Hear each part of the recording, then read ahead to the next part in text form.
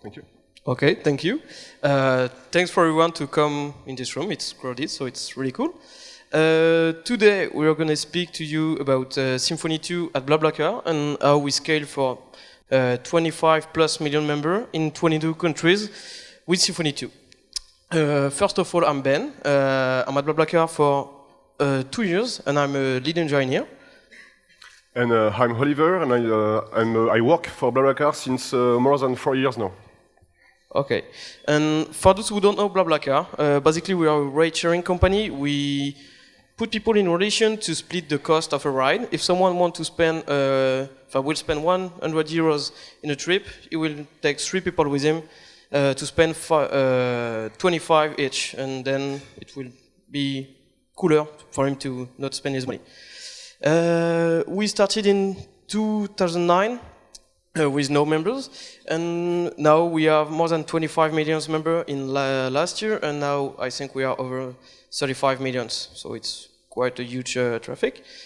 And basically now we are going to talk about Symfony and what we do with it at BlaBlaCar. We are going to present you from what we came, the version 1, the version 2. Why did we choose Symfony for the third version of the website, and what we did with it to scale to the website we are now.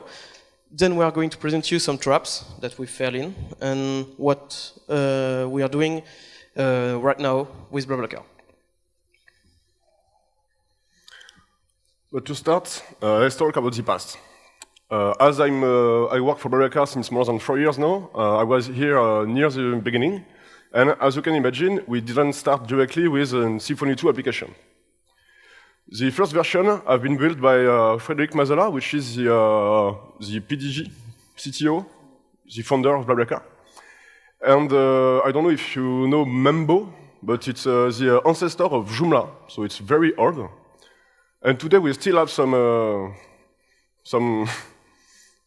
related stuff to Mambo. For example, we have some tables in our database which are prefixed by MOS.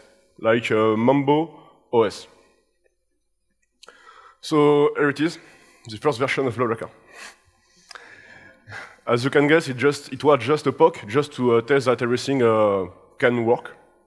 And very quickly, Francis, which is the actual CTO of BlaBlaCar, built another version, this time in raw PHP, and we kept this version during more than 5 years.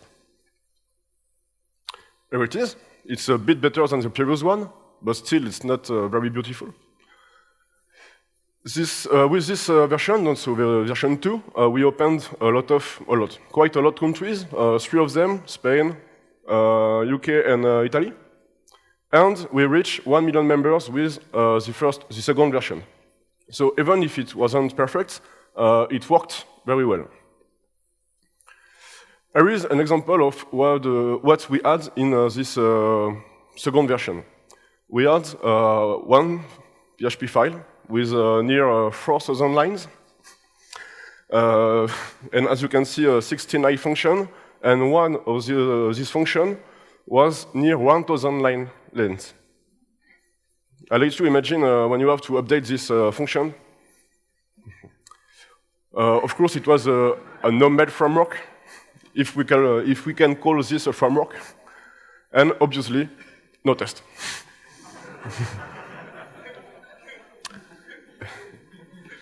That's why we finally decided to work on the V3. So we were 3 to work on it, a bit more after, but we started this third version with 3 people. It was based on Symfony 2, of course. That's why we are here. And today, it looks like this. So we still have this version in production today, since 2011.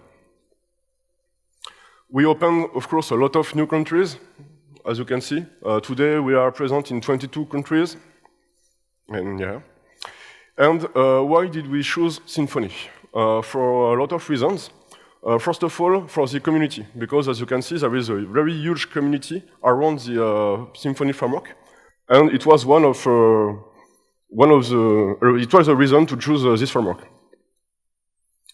We really would like to embrace best practices, and as you probably know, in Symfony, there is a lot of things which are very great. For example, they try to respect a lot of PSI rules, and they try to have a very clean code, etc., etc. So it was the opportunity to try to have a beautiful code inside BlaBlaCar too. The goal was also to attract new people, because Symfony 2 is a very well-known framework, which is really used, and it was an argument to attract new people. So now, let's see how. Okay, so how did we scale to that big of a website we are today with Symfony? I'm going to start to talk about how we handle the 22 countries at BlaBlaCar.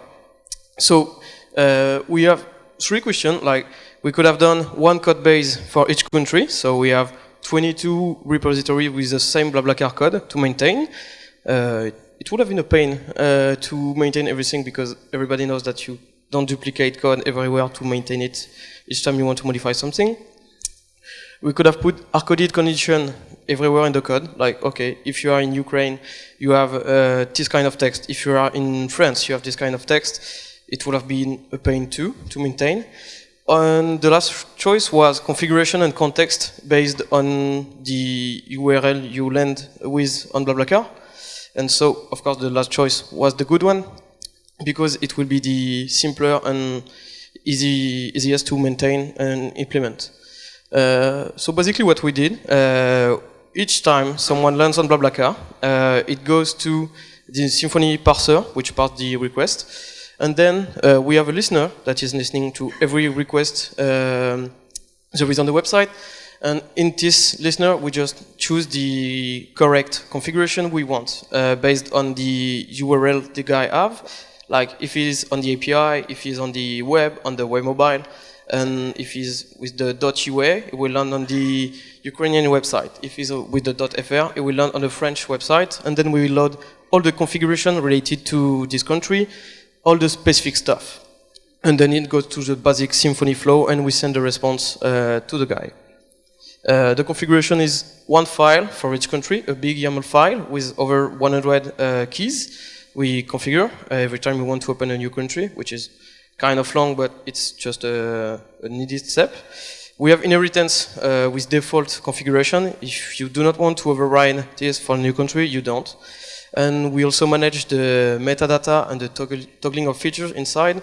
If we want the Facebook Connect, the VK Connect, or no connect, it's like you can do it directly in the configuration. And then we deploy everything, and everything is live on the website.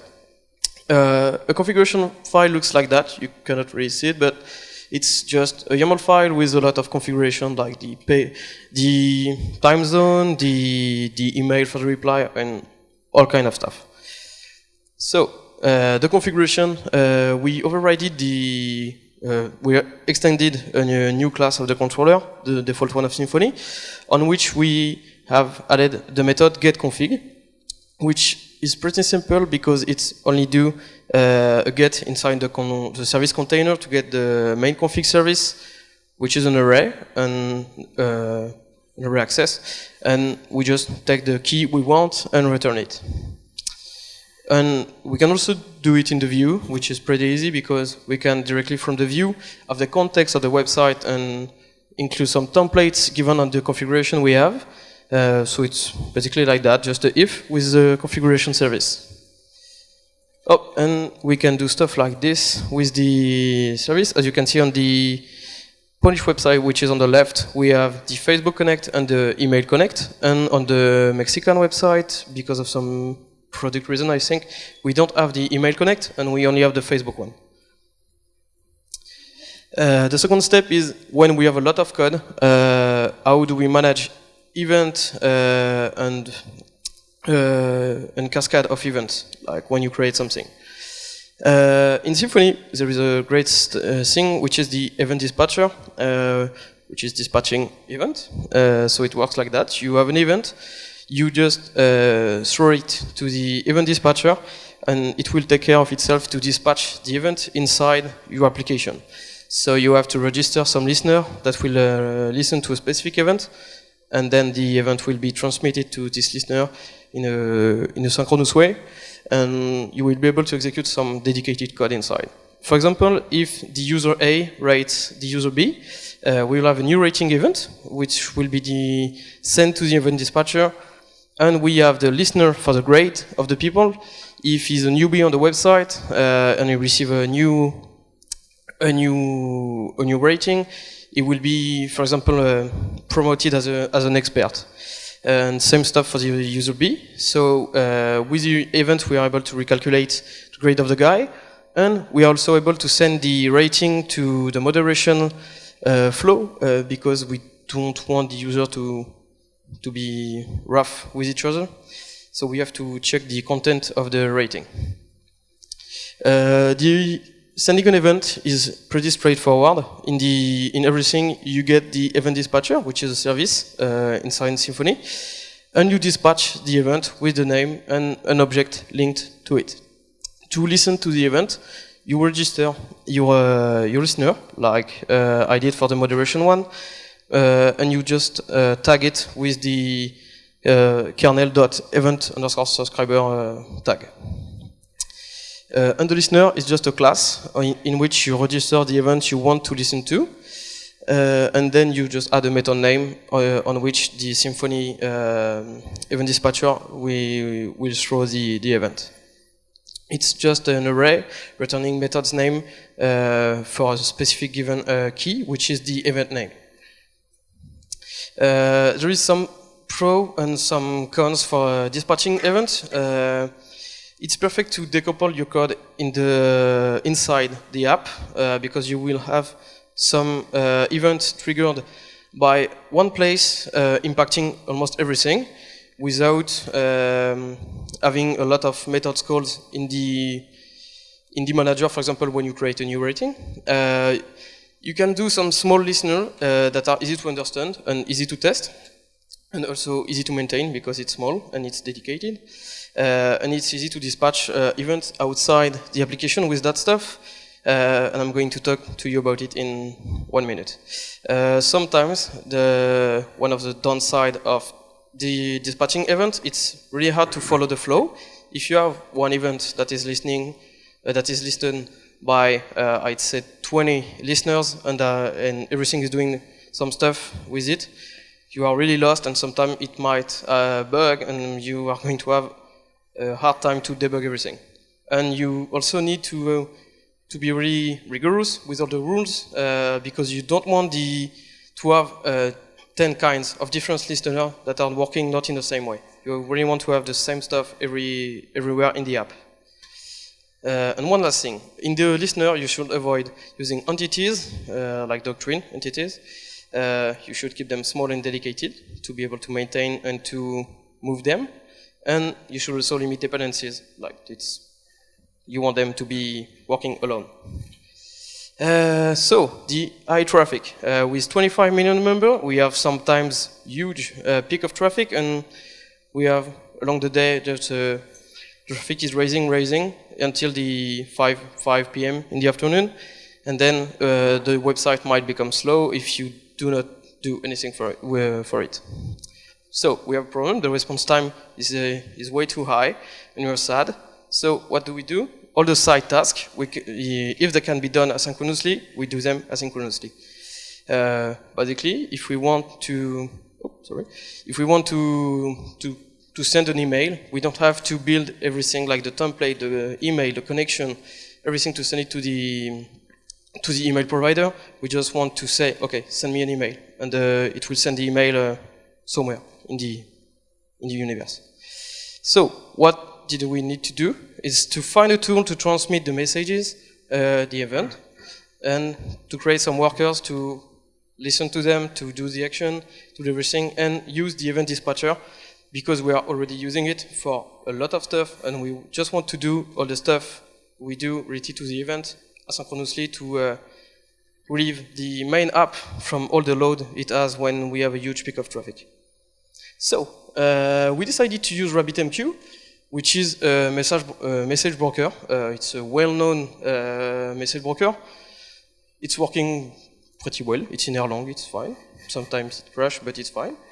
Why? Because of the performance and the job splitting. RabbitMQ is really good at dispatching message, which is great because it was made for it. And we can have a lot of queues listening to a lot of events, and it's great because that's what we want to do. So we choose RabbitMQ. To speak with RabbitMQ, we have this library, which is open source and made by Olivier. So it's great because Olivier was working with us. And we just wanted to dispatch event with the event dispatcher, as I just showed you. So we keep the same code, like I have my event dispatcher, and I dispatch an event for the trip. Like, for example, my trip is updated, so I just dispatch the event, and we decorated the event dispatcher of Symfony to add our own logic. Like, okay, we want to dispatch a new event into RabbitMQ, so we are just going to check if RabbitMQ configuration supports this kind of event, and then if it does, we publish it into RabbitMQ.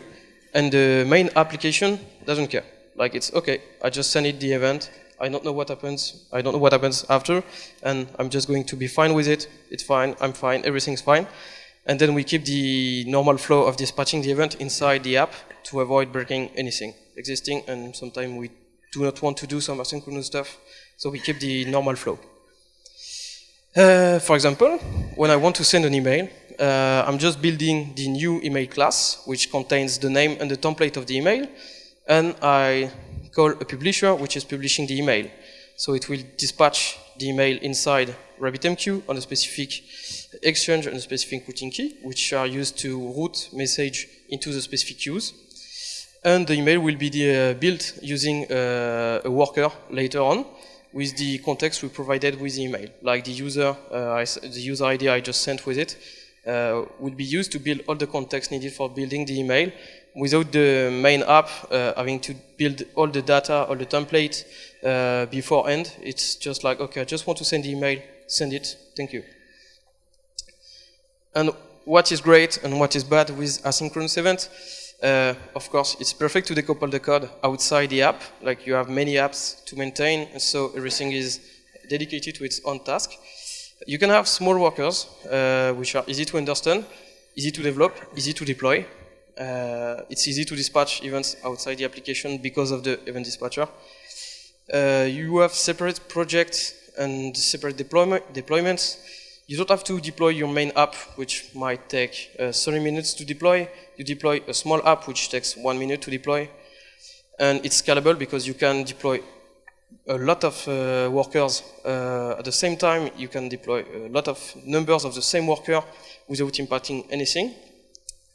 The downside is the learning curve. When you come in the worker on asynchronous world, like, you just don't understand anything. It's like, okay, I have this app that is talking to this one with the message broker, and what is this app doing? I don't know, I have to check it. And you have to check almost everything. You have to find the mapping between all the events that are now transmitted through RabbitMQ. And it's pretty long to have a map of every worker we have. And it's also impossible to maintain. That's why we don't have a map. Like, we just do everything by hand. You need tools to monitor everything, because it's not just one simple app, web app anymore. It's a lot of small apps running around, so you have to be sure that they are not crashing. And of course, you still need rules to keep the worker in the same shape to avoid difference between everything. Right now, we have 129 workers, which are used for everything: push notification, trip publication on BlaBlaCar, payment, alerts, SMS, and a lot of stuff. Like, we do almost everything we can asynchronously to have the website as light as possible. And what we did with the worker, of course, we kept it in PHP. We use supervisor to run them and to check the state. What we did at first, it was a Symfony command inside the main app, so everything was in the same code base. It was a mess, like a huge mess. And what we did after is standalone apps with dedicated repository with Symfony components, which make our life easier. And what is good with Symfony workers, you have access to entity, you have access to everything you have already done because you are in Symfony, but it's also bad because you are in Symfony. You are in the main web app, which is not a specific worker.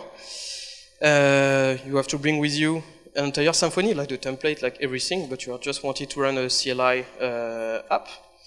It's deployed along the website. So basically, if you just want to update a worker that is running bad, you have to update the whole website. Like, okay, I just broke a worker that is sending SMS, so you have to deploy BlaBlaCar again. It's a pretty bad choice, and it's not the main goal of Symfony, and it's pretty high on the memory usage. And the standalone workers, on their side, they are dedicated, so that's what we want. It's maintainable because it's really small. It's deployed independently, and it's easily created, tested, and stuff. So it's, I think, the paradise for us. And the downside is that you have to extract components you have on the website inside separate component repository to have them available inside your workers, which can be time-consuming, but it's still I think it's a good stuff. It's a good way to do because you then have the almost same logic in the component with the website and the apps, the workers that are inside the app. But you need more monitoring because you have a lot of workers and you have a lot of different process. And now Olivier is going to talk to you about Doctrine. Thanks. Before starting, I would like to say it's not a troll. Everything I will say about Doctrine is just my own opinion. This afternoon, Marco gave a talk about Doctrine, and he gave a lot of tricks if you want to play with Doctrine. Of course, when we started the V3, we didn't follow any of those tricks. So, in my opinion, Doctrine is very, very good if you want to code fast, because you just have to map your entities, and that's all. You can play with them, you can do everything you want very easily. So it's very fast to code with Doctrine. That's why we started with Doctrine. I'm talking about Doctrine ORM, not DBAL, because ORM. But even if you code fast, it doesn't mean you code well. Why? Let's take a simple example. This one. We have a manager. That's cool. I can retrieve the entity manager and can ask for the user repository, and I can retrieve a user. That's easy, and I have the user object, and I can use it directly. That's really, really easy. And I would like to use it in a view. So here it is. I have, for example, here a rating. So I have a rating entity in my view. But as you can see, I'm doing something which is absolutely not good. A rating.from.username. It means here I will make a query inside the view, because in my rating entity, for now, I don't have any relation with my user. I have a relation, but Doctrine didn't make the query to retrieve the user. So here, I will have one query per rating, so it can grow very, very quickly. Of course, it's not a good practice, so you can avoid this very easily, but still. It's very hard to control the cache strategy, because here it's Doctrine which is responsible of retrieving your entity. So you can't. It's very hard to hack Doctrine to tell him, okay, I would like to store my entities inside a memcache server, for example, but I would like to store them this way, not your usual way. And last but not least, you don't have any integrated check. And as we didn't change our database in the beginning, it means we have a lot of tables which are more than 10 years old. So it means we have a lot of craps in your DB. For example, it's not impossible to retrieve a rating inside the database, to try to retrieve the user who left the rating, and this user doesn't exist. So here with Doctrine, you have a huge exception, and you can do anything to avoid this. So Doctrine, for me, it's cool for a small project. If you want to poke something, that's perfect, go for it. But if you want to scale with a huge website, you have to take care. It's not impossible with Doctrine, of course, because there is a lot of big websites which use it. But there is a lot of problem you have to address. It's hard to respect MVC because it's very easy to make a query inside the view. It's hard to deal with cache if you want to implement your own cache, etc., etc. As I said, integrity, it's a pain to deal with Doctrine. It's not made to decouple code because as soon as you start to use Doctrine, you will add a lot of relation everywhere. Even if Marco said you should not add, for example, a bidirectional association relation, sorry. Of course, we did it a lot. So for me, that's why Doctrine is not made for scale. Today, we still use it because we have a huge code base, so we can't avoid it right now. But in all our small workers, for example, we don't have Doctrine. We just use raw SQL because we have really simple needs, so it's really easy to address in pure SQL. During the development of the latest version, of course, we fell in a lot of traps. I will talk about some of them right now. I don't know if there is a lot of people who knows Symfony 2 here, but the main class of Symfony is app kernel. Everything starts with the kernel. Its goal is just to deal with everything. You will just start a kernel, and then you will be able to deal with request and response. At the beginning, we had a very special use case. We wanted to be able to deal with some white brands. For example, we had some partnerships with IKEA, for example. So there were a dedicated car sharing platform for IKEA. That's why we had a brilliant idea. Here is the kernel by default. You have two parameters, the environment and are you in debug or not. And our idea was to change the kernel, to add two more parameters, so the branding and the media.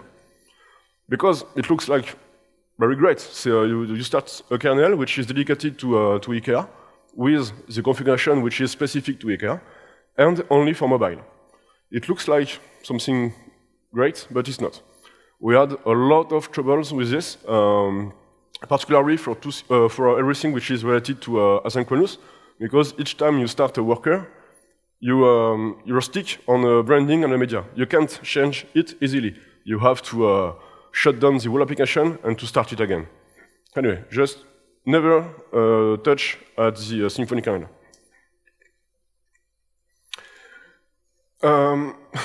Something we still have trouble with. Putting everything in the same place, it's really dangerous. Today, we'll see later a bit more about our V3, actually. But there is everything inside. It means we have the website, of course. We also have the mobile version. We also have the administration. And we still have some workers which are running inside the main application. We also have a lot of batch. So we have a kind of a big code base which is doing everything. Don't do this. I love this picture. Here it is. This is our application, and here is our business code. Everything is inside. You can't do anything with this.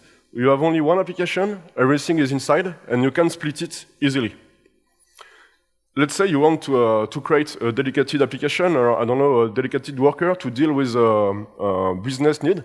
You can't, because as soon as you will start to take a look at the code, to know how a trip is published, for example, good luck. You will start here, and you will have the whole application with you. That's why, even if you put a lot of things inside the same application, try to always isolate your business code. Even if the same repository, we don't care, just use another folder, I don't know, but just isolate your business code and try to build it in order to be able later to use it anywhere. Maybe inside another application, I don't know. Today we have everything in the same place, all application, all business code, and we override a lot of things inside Symfony 2. Symfony 2, as all frameworks, is just a tool. That's why don't mess with your tools. Use it as is. Don't try to override everything because there is a little things which is not working as you expect. Just deal with it and try to find another way to achieve your need, but don't override everything. I show you what we try to achieve with the kernel, and we did this in a lot of places inside of Symfony 2. Today, we use the 2.6 version, 2.7, but it's always a pain to upgrade because we overrided a lot of things. Another problem we had, it's newcomers. It's a pain, it was at least a pain, to explain to all newcomers how it works inside the application. Because it's really big, there is everything in it. You can't explain the whole business code, otherwise it's just impossible. And as we overrided a lot our framework, there were a lot of specific rules only for us. So even someone which is already fine with Symfony 2 had trouble to work with our application. And that's why today we improved a lot our process. So we have a really clear onboarding where you can see a lot of things during the onboarding. Yeah. And we made a lot of documentation. I know it's boring. Nobody liked documentation. In fact, everyone liked documentation, which is already here, but nobody wants to create documentation. But yeah, that's the truth. So yeah, we fell in traps, but of course, we had parachutes. Even today, we still have a lot of problems with our V3 because it's 5 years old now, there is a lot of code, etc., etc. But yeah, still we are looking for a solution. So problem solved. Use Symfony only as a tool. Today, it's forbidden in our team to override something in Symfony 2.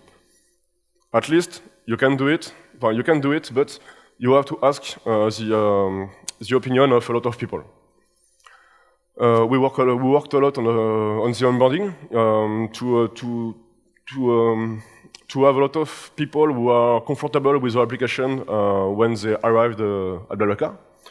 We try to decouple everything with components, so it can be a dedicated application, for example, for workers, for batches. But for all those applications, we still have some common needs. For example, we want to be able to send an email from the website and from a worker.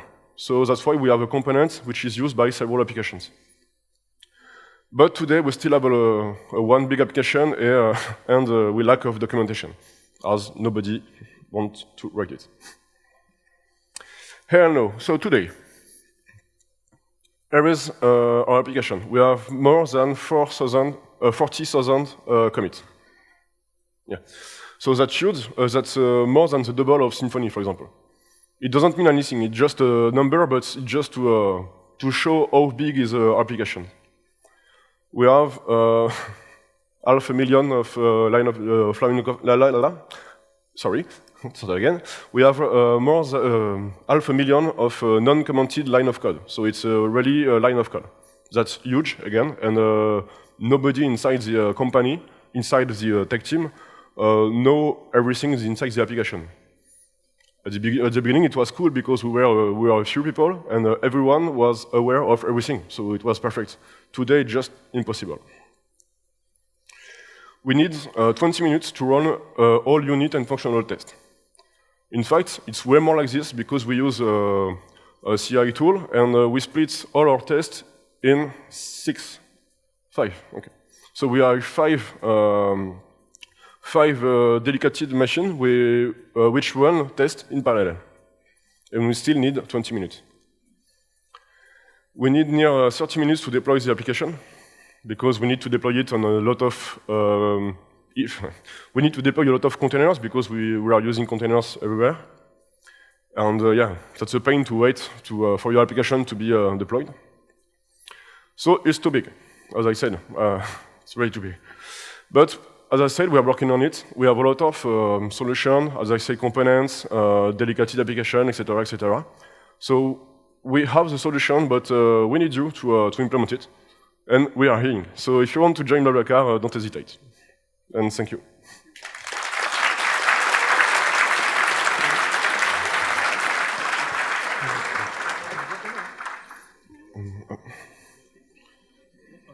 Awesome.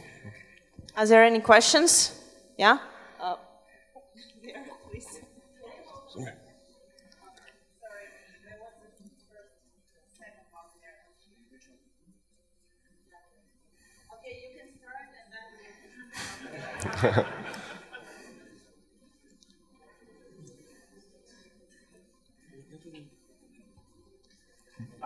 So the question is very simple. BlaBlaCar is kind of a site that should be up all the time. So with a synchronous approach, what usually happens is that you, for example, you change the code inside the event so that it has now different serialization or unserialization. And what usually happens, you deploy your new application, so the new code is already there, but the message queue still contains old serialized messages. How you deal with that? Basically, we try to never introduce some breaking changes inside the message, but sometimes we do, and for the time being of the queue not being empty with all the old message, we have like a temporary state of the worker, which is going to handle both the new and the old one. And when the queue is empty, it's like a matter of minutes. You just release new code to the worker, and it will be fine. Yeah, the rule is you should never have a worker which is able to deal with only one version of the event. If you introduce a new version, your worker have to be able to deal with the previous one and the new one. And once everything is migrated, you can remove the duplicated code. Okay, thank you guys for really good speech. My question is, I'm really curious how it's to manage so large project like BlaBlaCar. And the question is, what, for example, testing strategy you are using before deploying? I saw that you have unit functional test, and do you have any acceptance test which are running before the deploy? And if you have, are there some tricks with testing so sophisticated code? I mean, there are a lot of async things, and there are a lot of ways where something can go wrong because of its async. Okay. There is several applications, and we have unit tests for all of them. Generally, tests are written in PHP with PHP unit, for example. Each time you want to deploy an application, you have to write tests, of course. You have to merge your branch and master. Here, our CI will run all tests for your applications. If everything is fine, it will push your code on a stable branch. And once it's on a stable branch, you can deploy this branch only. It's the same for the whole application, the V3. But we run only PHP tests. We also have some BIAT tests, and we don't run them before deploying, because otherwise it will take, I don't know, maybe 1 hour. It's just impossible to wait so long. And we don't have any tests across all applications, except BIAT1, of course. For example, when you publish a trip on BlaBlaCar, there is a message which is sent to RabbitMQ, and we have a dedicated worker which is here to process it. With BIAT, it's really easy to publish a trip, wait for it, okay, check it, my trip is here, it's fine. And it means the worker worked correctly. But inside the application, it's just impossible to write manually tests like this, so we don't do it, in fact. Okay, so as I understood that no tests like Selenium with browser. Yeah, we use BIAT for this. Selenium, yeah. Well, Selenium is a tool to write tests and run them inside your browser. And BIAT allow you to write tests directly. For example, as a user, I want to be able to publish a trip, etc., etc. So it's the same, and it can be run on a Windows machine only, but with Firefox, Chrome, etc., etc. And you have several tests we can run when we want. And we are also using humans directly, like we have people testing stuff for us, which is the QA team, and they're testing on a staging environment which use the production database with the code we just written, and if everything is fine there, we put it in production with the code we did. Okay, thank you.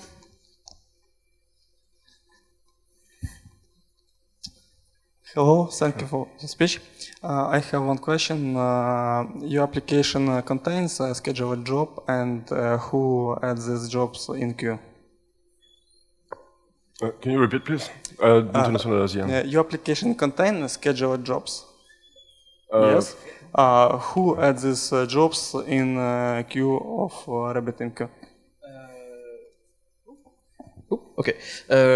RabbitMQ is updated by a repo we have containing all the configuration of every queue. If we had, for example, a new command that will run every day at 1 a.m., we just have to add it before to RabbitMQ, and it will be live in seconds inside the configuration. And the stuff that is the command that will run at 1 a.m. will publish everything into RabbitMQ with a specific exchange routing key to then be done by the right worker job. And the command is scheduled with a basic cron tab. Yeah. You save your jobs in Doctrine? Yeah, we have a lot of job in Amazon. Okay, thank you. Hi. My question about workers and tasks. What about your task is broken? Data is broken and task is failed. How do you show error by for user or status of task? For users, we don't care because everything which is done by under RabbitMQ could impact the user, but it's only asynchronous. It means as soon as you want to do something with the broker, you know that it can be in 1 second, or maybe in 10, maybe in 3 minutes, you don't know. And to avoid failure, we use Swarhot, and you can configure a number of retries. For example, we try, as soon as we have a failure, we wait, let's say, 30 seconds, because maybe something is not updated somewhere, and we try again. And at the end, if we still have failures, we keep the message, and we can manually try to consume it. Okay, thank you.